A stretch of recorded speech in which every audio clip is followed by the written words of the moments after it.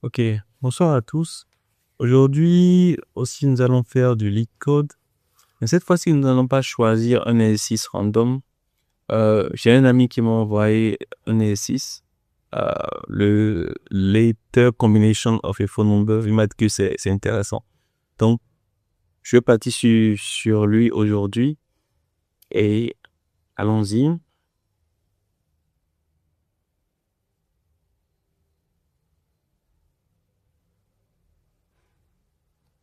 Ok. Donc, nous allons d'abord essayer de comprendre le problème, naturellement. C'est un problème de taille médium, bon, de complexité médium. On nous donne un- une chaîne de caractères contenant des nombres de 2 à 9, donc 2, 9 inclus, et on demande de retourner toutes les combinaisons possibles de lettres pour que le nombre peut représenter, de retourner toutes les combinaisons de lettres possibles que le nombre peut représenter et de retourner la liste dans n'importe quel ordre. The mapping of digits to letter, just like on the telephone button, is given below. Donc, il nous donne ceci comme sur un téléphone et de noter que 1 ne mappe à aucune lettre. Oui, 1 ne mappe à aucune lettre. Mais 2, A, B, C, 3, D, E, F, 4, ainsi de suite. Exemple 1, on nous donne 2, 3.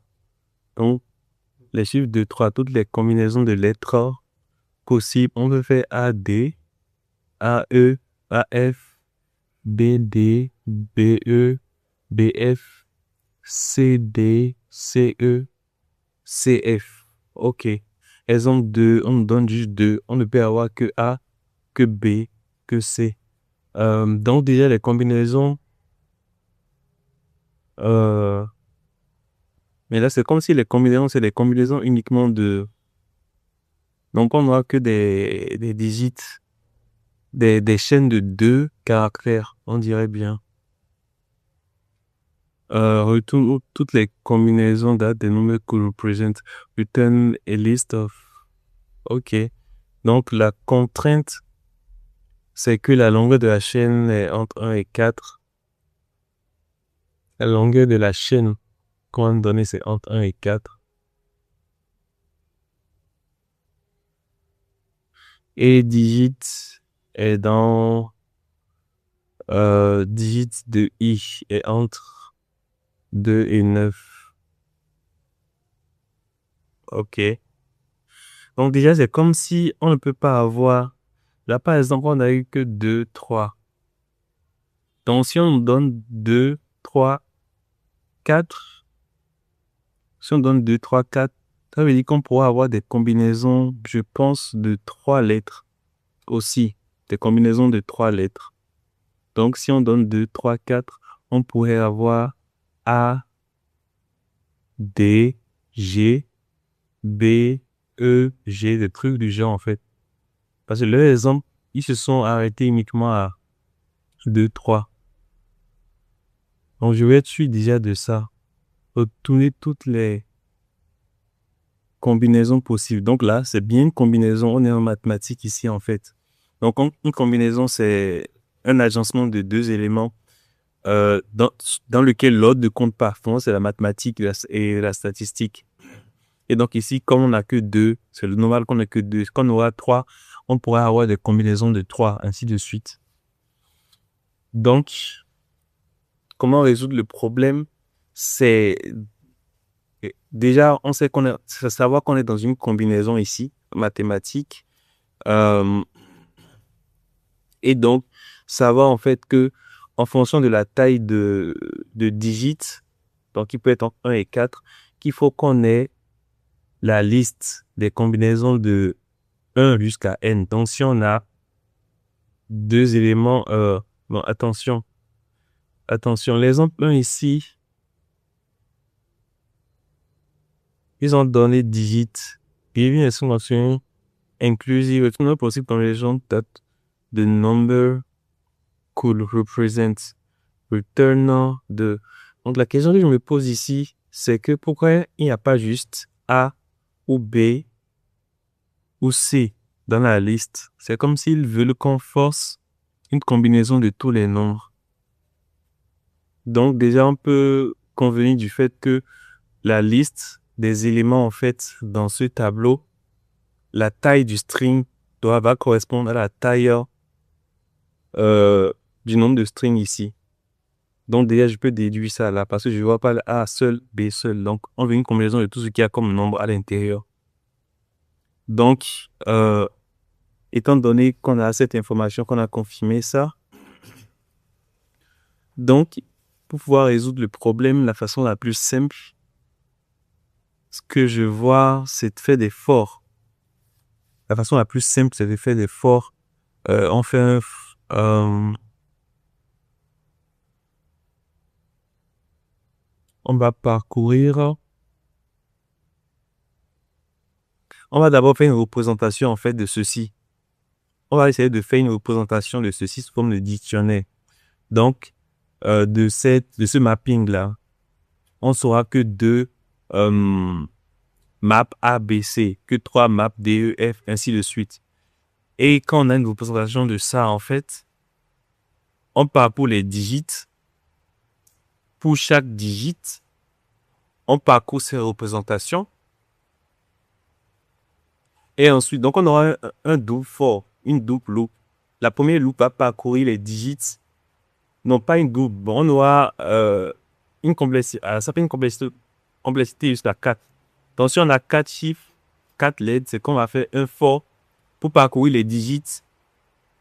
On fait un for pour parcourir les digits de chaque lettre, en fait, quoi. Donc là, on pourrait avoir jusqu'à 4 for pour le faire. Est-ce que c'est l'optimal? Est-ce que c'est l'optimal? Sachant que les digits de chaque nombre, ça fait 3 ici. Donc, au plus, on aura 4 fois 3, 12. Je pense que c'est ça. Hein.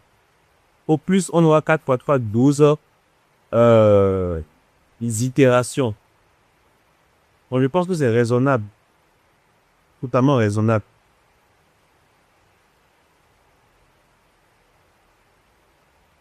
Donc, on a une loupe. On fait ça, ça, ça, ça. Allons sur ça, alors. Allons sur ça. Donc, je choisis Python.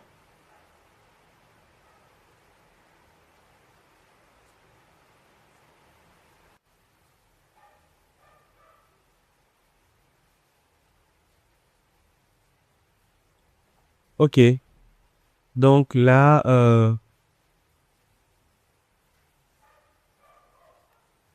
on va faire... Donc, je crée d'abord ce mapping-là rapidement. Donc, je sais que le 2... Et en fait, il m'offre ça sous forme de... OK. Donc, je sais que le 2 va mapper à ABC, à A, B, ABC. Je pense que c'est ça, ouais. Va marquer à ABC. Euh, le 3 va mapper à DEL. Bon, je veux garder ça sous forme de liste directement. D, E. Bon, j'aurais pu regarder ça sous comme d'un seul string et faire un split après. Hein. Donc, je peux faire ça. A, B, C. C'est plus rapide, quoi. C'est plus simple. Moi, D, E, F.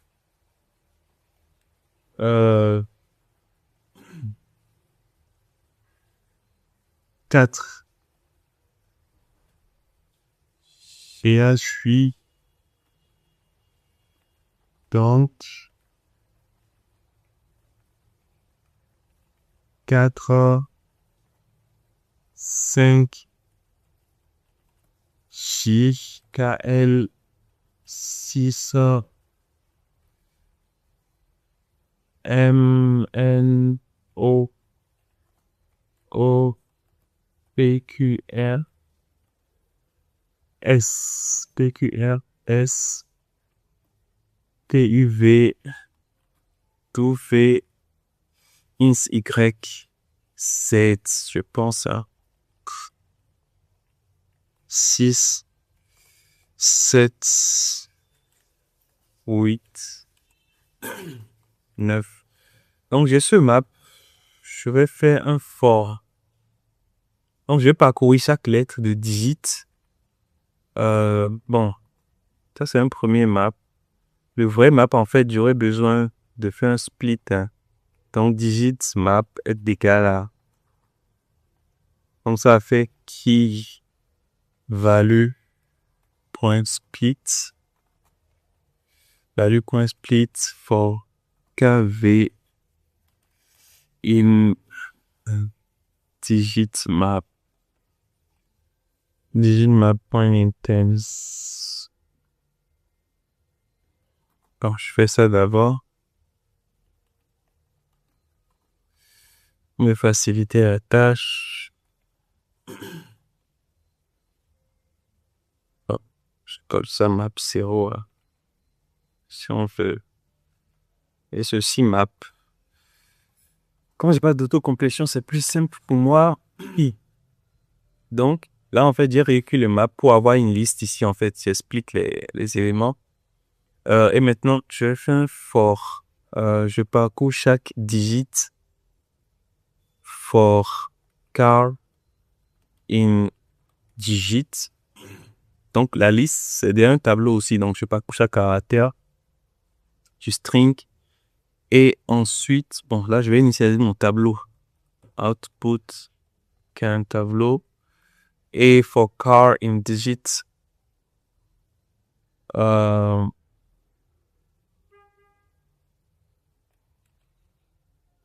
donc, pour chaque caractère, en fait, pour chaque caractère, je vais faire un. Pour chaque caractère, je vais parcourir, en fait, pour chaque caractère, je parcours chacune de ces. Pour chaque digit, si on veut digit, je parcours ici chacun de ces éléments.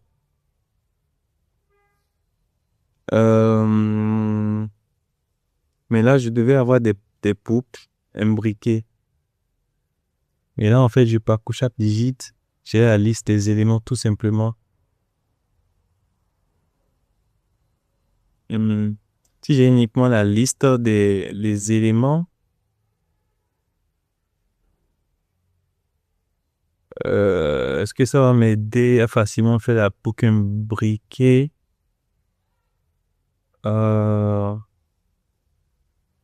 Parce qu'en fait, je ne sais pas exactement combien de boucles j'aurai.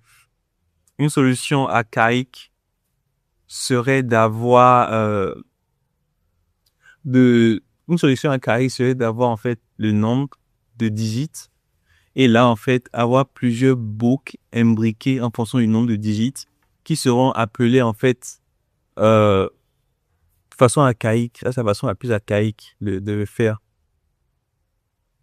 On pourra optimiser après. Je pense que je vais faire ça. Je pense que je vais faire ça de façon archaïque. Donc, je vais faire simplement digits if digits je vais faire digits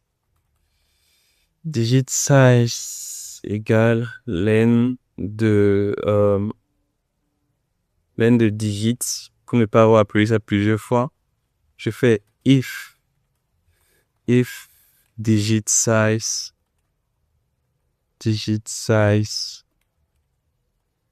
if digit size equals 1. Donc si on a je vais faire cette personne archaïque. Si on n'a qu'un seul digit, je vais simplement faire un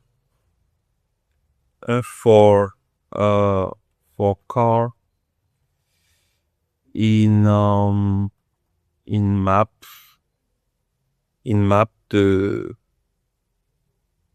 le digit 0, le digit. Donc, on a un que seul digit. Donc, on a un seul digit. Je parcours chaque caractère simplement du seul digit. Et je vais rajouter output.append.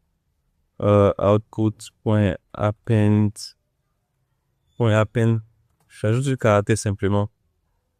Ou soit ce caractère, l'output sera simplement égal au map, sera simplement égal. On peut simplement faire ça donc. L'output sera simplement égal au map. C'est pas comme ça on récupère un map. Au map de ce digit, tout simplement. Donc, if ts égale à 2. Donc, si on a si on a un digit de 2 caractères, je vais faire une double boucle. Donc, je peux faire for card 1 in digit 0 et c'est vraiment archaïque, on pourra optimiser après. Mais je pense que ce n'est pas si complexe que ça en termes de complexité. Donc, ça fait output là. Je pourrais avoir le quart 2 ici. In digit. Je pense même qu'on pourrait avoir une façon je verrai bien, de façon récursive, pouvoir le faire de façon récursive. Mais là, je fais juste ceci d'abord. Output. Et donc là, je fais ça par exemple. Car 1, parce que compliquer la vie, C1, C2. Si la nomenclature n'est pas très importante, parce qu'on n'a pas d'autoconclusion, pour aller vite, égale 2.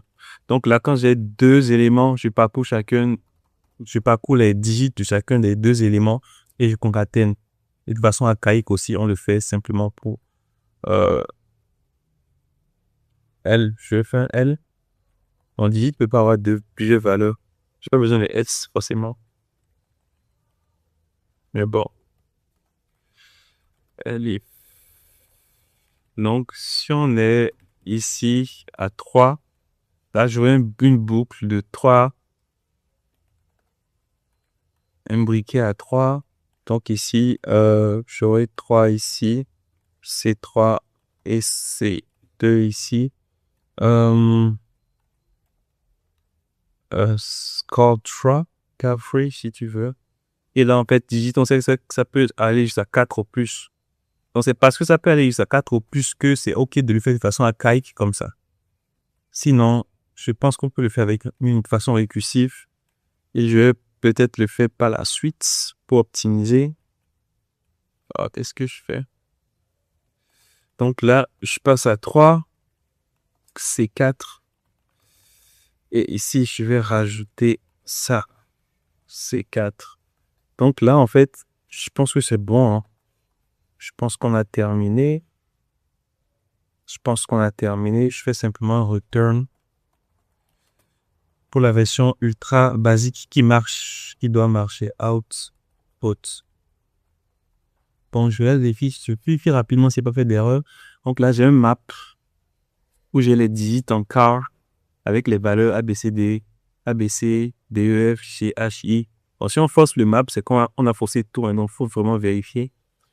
ABC, DEF, GHI, JKL, MNO, PQRS, TUV, W, Z.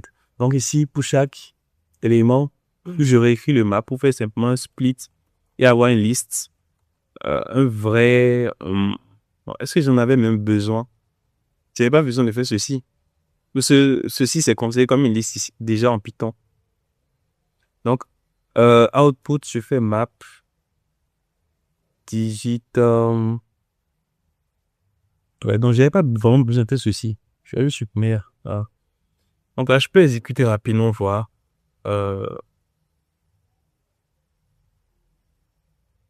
Oh, attention.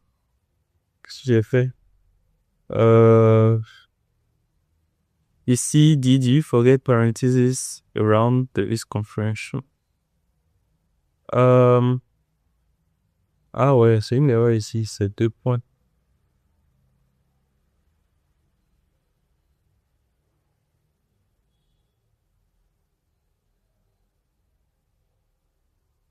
Ah ouais, cette erreur, je l'ai faite et j'ai oublié de corriger. Le map, c'est que j'ai oublié de corriger ici. Bon, je n'ai pas vraiment relu, hein.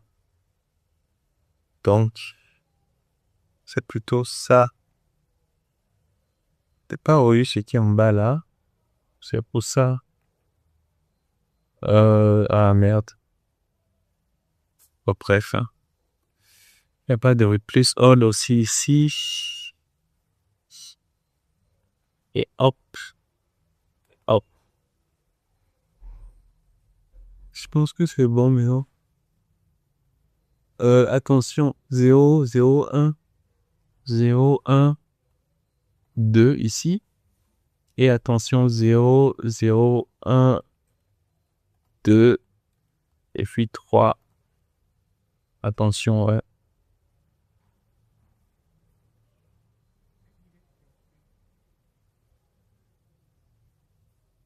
Donc, j'exécute à nouveau. Ah, encore à la ligne 22. Ah, j'ai oublié celui-là. Allez, allez, allez. Là, ça fait 1. 0, 0, 1. Allez. Allez. Oh, j'ai une mauvaise erreur. Pour le quiz 1, why? Digit output. Ah, comment c'est possible? Dans le cas 2, j'ai 2 digits. Attends. Il dit que j'ai retourné A, B, C, D, E, F. Why? Digit est égal à 23. Donc, quand j'ai 2 éléments, je fais un for. Le map de 2. Quand je parcours chaque caractère du map de 2, et je parcours ensuite chaque caractère du map de 3, de second digit, qui est un string. Et ensuite, je rajoute, je concatène les caractères. Maintenant, il me dit que j'ai retourné ceci.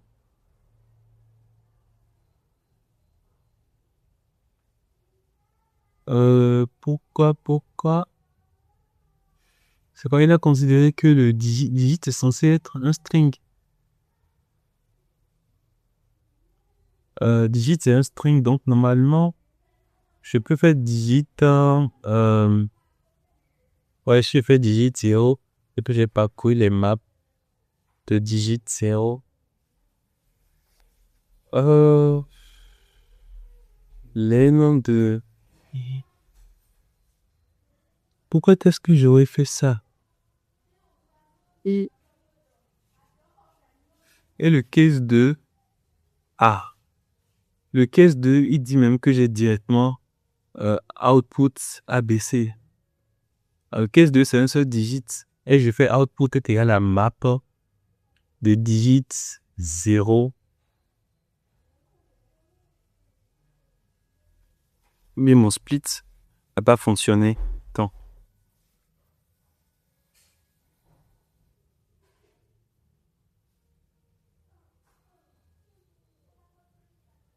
Normalement, ce split, il est censé... Bon, je suis pas sûr de ce qui se passe. Donc, je vais simplement faire ça. Je ne suis pas sûr de ce qui se passe. Je pensais que le split fonctionnait comme ça, mais a priori, non. Ah, je pense que c'est les espaces qu'il aurait simplement fait. Et s'il y avait des espaces qui auraient fait le split. Là, on déjà j'ai perdu un peu du fonctionnement du split. Mais là, je suis sûr que ça va marcher. Ok. Ça marche. Donc, on peut rapidement soumettre, voir.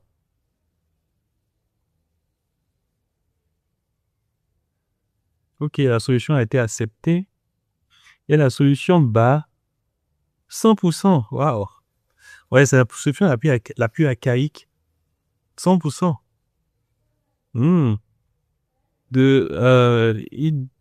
Runtime beats 100% submissions. Ah ouais. Ah, c'est super. Et comme je l'ai dit, ouais, il y a une façon moins archaïque de le faire. Là, en fait, c'est parce que le besoin était bien concis. On avait seulement juste 4 possibilités. Par exemple, si on en avait 100, il n'y a pas moyen que je fasse un hit jusqu'à 100. Mais là, en fait, c'était la solution la plus simple qui résolvait le problème. Mais là, je pense qu'on aurait pu faire de façon récursive. Et là, je pourrais le faire dans une autre vidéo. Laissez-moi savoir. Donc, en termes de complexité ici, c'est assez simple. Complexité en temps, en fait, la plus grande complexité qu'on a, c'est cette boucle-là, en fait.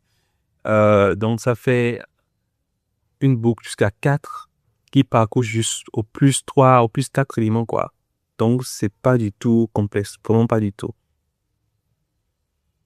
Vraiment pas du tout. Ok, merci si vous avez aimé la vidéo.